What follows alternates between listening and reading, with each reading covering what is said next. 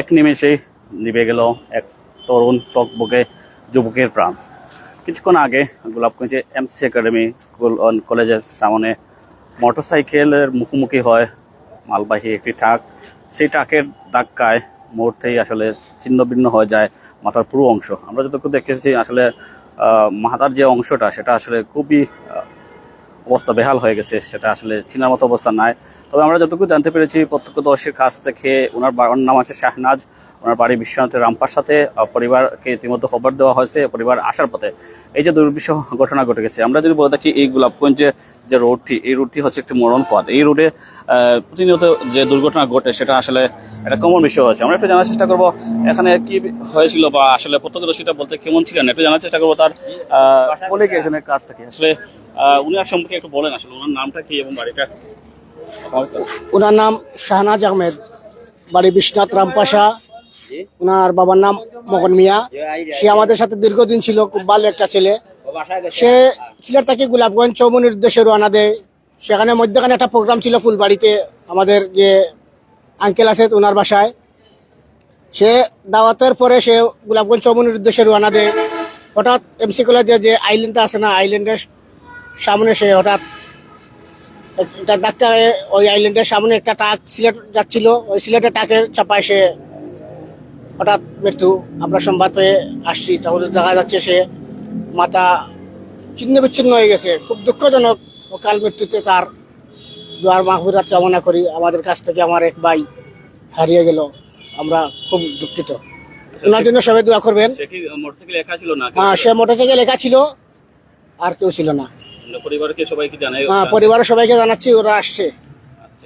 আর যে ট্রাক ছিল, ঘাতক ট্রাক, ড্রাইভারকে আটক করা হয়েছে। ড্রাইভার পালিয়ে গেছে। ট্রাকটি আমরা থানার স্যাররা ট্রাকটি এখানে নিয়ে আসছে।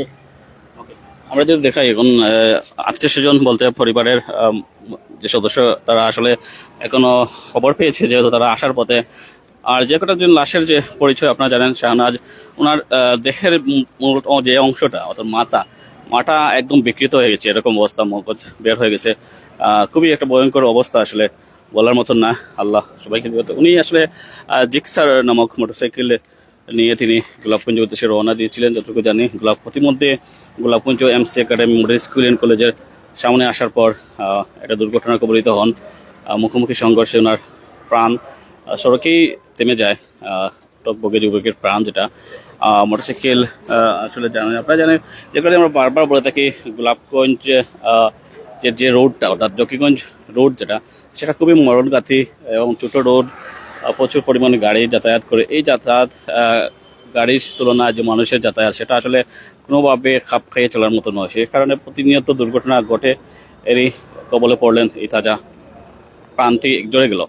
তো যে কোনো সরকারের পদক্ষেপ বারবার আমরা আশা করি, বিশেষ করে এই অঞ্চল দিয়ে যারা যাতায়াত করে দেন তারা প্রতিনিয়ত একটাই দাবি, সিলেট জকিগঞ্জ যে রোডটি আছে সেটা যাতে 4 লাইনে উন্নীত করার প্রকল্প সেটা নেওয়া হয়েছিল, সেটা কিন্তু বারবার আসলে ব্যস্ত গেছে। সেটা প্রকল্প নেওয়া হয় না, ফলে প্রতিনিয়ত যে লক্ষাধিক মানুষ এই রোড দিয়ে যাতায়াত করেন, সেটা একটা দুর্বিষহ যাতায়াত। ছোট রাস্তা, সংকীর্ণ রাস্তা, এর মধ্য দিয়ে আসলে অসংখ্য গাড়ি যাতায়াত করেছে। পরিবার সদস্যরা ইতিমধ্যে আসা শুরু করেছেন। আমরা একটু জানার চেষ্টা করবো পরিবারের বাকি সদস্যদের কাছ থেকে কীভাবে নির্মম ঘটনাটি ঘটলো।